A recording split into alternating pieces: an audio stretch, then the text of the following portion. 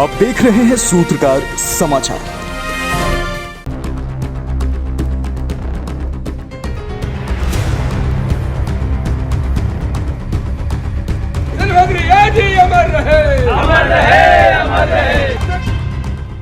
इन दिनों शहरों और रेलवे स्टेशन का नाम बदलने का जैसे दौर चल पड़ा है। खासकर योगी सरकार के आने के बाद नाम बदलने का चलन ज्यादा बढ़ता जा रहा है। जैसे इलाहाबाद का नाम बदलकर प्रयागराज किया गया, फैजाबाद जिले का नाम बदलकर अयोध्या किया गया और मुगलसराय जंक्शन का नाम बदलकर पंडित दीनदयाल उपाध्याय रखा गया।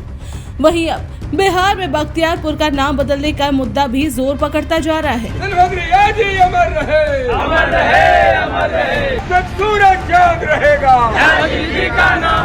इस मामले पर जहां राजनीति गर्म नजर आ रही है, वहीं इसके पीछे के इतिहास की भी बात की जाए तो कहा जाता है कि बख्तियार खिलजी, जिसे नालंदा विश्वविद्यालय को मिटा दिया था, बिहार में उसके नाम का आज भी एक शहर जैसे इतिहास पर हंस रहा हो।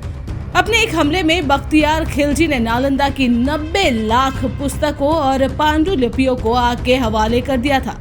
लेकिन आज भी कुछ बुद्धिजीवी ऐसे हैं जो इतिहास के इतने बड़े तथ्य को झुठलाकर यही राग अलापते रहते हैं कि भारत में बौद्ध धर्म का विनाश हिंदुओं ने किया, जबकि सच्चाई ये है कि नालंदा विश्वविद्यालय का निर्माण गुप्त वंश के हिंदू शासकों ने किया था और उसे तबाह मुस्लिम बादशाह ने किया।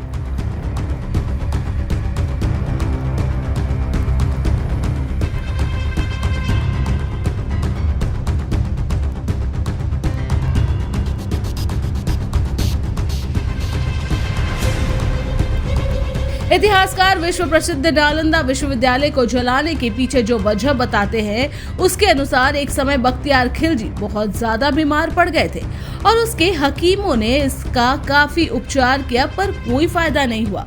तब उसे नालंदा विश्वविद्यालय से आयुर्वेद विभाग के प्रमुख आचार्य राहुल श्रीभद्र जी से उपचार कराने की सलाह दी गई। उसने आचार्य राहुल को बुलवा लिया और इलाज से पहले शर्त रखी कि वो किसी हिंदू दवाई का सेवन नहीं करेंगे। इसके बाद भी उसने कहा कि अगर वो ठीक नहीं हुआ तो आचार्य की हत्या करवा देंगे। अगले दिन आचार्य उनके पास कुरान लेकर गए और कहा कि कुरान की षष्ठ संख्या इतने से इतने तक पढ़िए, ठीक हो जाएंगे। उसने पढ़ा और ठीक हो गया। इसके बाद भी बख्तियार खिलजी को खुशी नहीं हुई, बल्कि उसे बहुत गुस्सा आया। उसके हकीमों से इन भारतीय वैद्यों का ज्ञान श्रेष्ठ क्यों है। बौद्ध धर्म और आयुर्वेद का एहसान मानने के बदले उसने 1199 में नालंदा विश्वविद्यालय में ही आग लगवा दी। वहाँ इतनी पुस्तकें थी कि आग लगी भी तो 3 माह तक पुस्तकें जलती रही। उसने हजारों धर्माचार्य और बुद्ध भिक्षुओं को मार डाला। खिलजी की ठीक होने की जो वजह बताई जाती है वो ये है कि वैद्यराज राहुल श्रीभद्र ने कुरान के कुछ पृष्ठों के कोने पर एक दवा का अदृश्य लेप लगा दिया था। कहते हैं बख्तियार खिलजी ने अपने थूक के साथ मात्र 10-20 पेज को चाट लिया और वो ठीक हो गया। उसने इस एहसान का बदला नालंदा को जला कर दिया।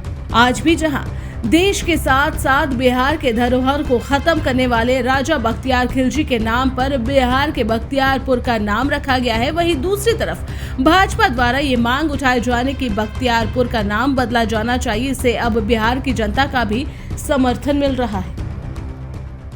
बख्तियारपुर स्टेशन का नाम बदल देना चाहिए, क्योंकि ये जो नाम है वो एक आक्रांता के नाम पर था, जिन्होंने भारत की संस्कृति सभ्यता को तहस नहस किया, आयुर्वेद का पूरा ज्ञान को तहस बर्बाद कर दिया। तो पिछले 70 सालों से कांग्रेस की सरकार ने इस पर कोई ध्यान नहीं दिया, इन्होंने कुछ नहीं किया। तो मैं आग्रह करूंगा अपने प्रधानमंत्री माननीय मोदी जी से, रेल मंत्री जी से कि इस बख्तियारपुर का नाम शीघ्र से शीघ्र बदल दिया जाए। आप सिर्फ कांग्रेस पर क्यों चार्ज कर रहे हैं? 20 वर्षों से तो भारतीय जनता पार्टी के समर्थन से भी सरकार चली, क्योंकि उन्हीं के द्वारा जो भी नीति अपनाई गई थी वही चली आ रही थी और लोगों का उन्होंने पूरा दिग्भ्रमित कर दिया लोगों को, जिसके कारण से लोग भी कुछ नहीं कर पा रहे थे। तो अब लोग जागरूक हो चुके हैं, इसमें सरकार की जिम्मेवारी है। अब वक्त आ गया है जब बख्तियारपुर का नाम बदल देना चाहिए, क्योंकि इस नाम से आतताइयों की बू आती है। इस नाम से आतंकवादियों और आक्रमणकारियों की दहशत पैदा होती है, क्योंकि जिसने ज्ञान का केंद्र नालंदा को ध्वस्त किया, जलाया, आखिर उसके नाम का औचित्य क्या? आखिर उसके नाम के शहर का औचित्य क्या? भारत सरकार से हमारी मांग है कि बख्तियारपुर शहर का नाम बदलकर बिहार से जन्मे ही किसी महापुरुष के नाम पर इसका नामकरण हो, क्योंकि बख्तियार खिलजी एक विध्वंसक आक्रांता था जिसने नालंदा यूनिवर्सिटी को जलाने का काम किया था। जिस प्रकार भारत सरकार ने देश के अन्य ऐतिहासिक स्थलों का, ऐतिहासिक शहरों का नाम बदलकर देश के महापुरुषों के नाम पर रखा है, उसी प्रकार बख्तियारपुर का नाम भी बदल कर रखा जाए। जो हमारे बिहार के बख्तियारपुर का नाम पड़ा हुआ है, बख्तियारपुर एक जगह जो पटना से सटा हुआ है, तो आपको बख्तियारपुर का नाम बदल करके कुछ अच्छे हिंदू राजा के नाम पे रखना चाहिए। हमारे इतिहास में इतने अच्छे अच्छे राजा हुए हैं, इतने महान शासक हुए हैं, उन सब के नाम पे किसी एक के नाम पे रखना चाहिए। ऑब्जेक्शन इस बात पे है, विरोधी इस बात पर है कि जो बख्तियारपुर नाम पड़ा वो बख्तियार राजा के नाम पे, बख्तियार खिलजी के नाम पे है, जो कि एक तुर्की शासक था, जो पटना मतलब बिहार आया तो वो नालंदा विश्वविद्यालय में जितना भी किताब है 90 लाख किताबों को जला दिया, जो 3 महीनों तक जलता रहा था। उसके नाम पर बख्तियारपुर रखना वो कुछ अच्छा नहीं लग रहा। बख्तियार क्या है कि हम लोगों का पुराने घाव को जो है, जो कि हमारी धरोहर को नष्ट करने पे तुला था, उस बख्तियार खिलजी के नाम पे पड़ गया और ये अच्छा नहीं लग रहा। ये ऑब्जेक्शन है मेरा कि बख्तियारपुर को नाम बदलकर कोई हिंदू राजा के नाम पे रखा जाए। कहते हैं कि भारत देश का सबसे पुराना और बड़ा विश्वविद्यालय था नालंदा। ये विश्वविद्यालय 14 हेक्टेयर में फैला था। 5वीं सेंचुरी से लेकर 1193 के तुर्कियों के हमले तक ये जगह प्रमुख शिक्षा का केंद्र था। यहाँ तिब्बत, चीन, ग्रीस और पारसिया से छात्र शिक्षा प्राप्त करने आया करते थे। नालंदा विश्वविद्यालय समेत सभी प्राचीन भारतीय विश्वविद्यालयों में अत्यधिक औपचारिक तरीके से वैदिक शिक्षा दी जाती थी। गुप्त साम्राज्य ने ही 5वीं सदी में नालंदा विश्वविद्यालय की स्थापना कर विश्वविद्यालय शिक्षा को संरक्षण देना शुरू किया था।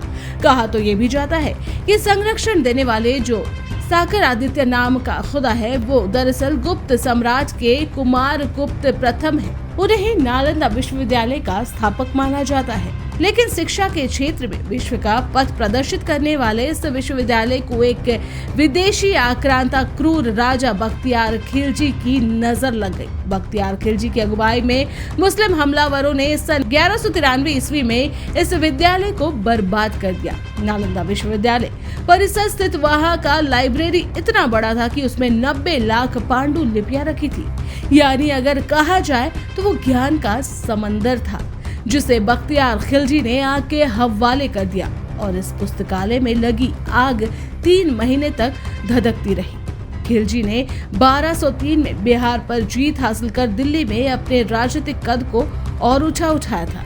इस विजय अभियान के दौरान खिलजी की सेना ने प्राचीन नालंदा को निस्तेनाबूद कर दिया।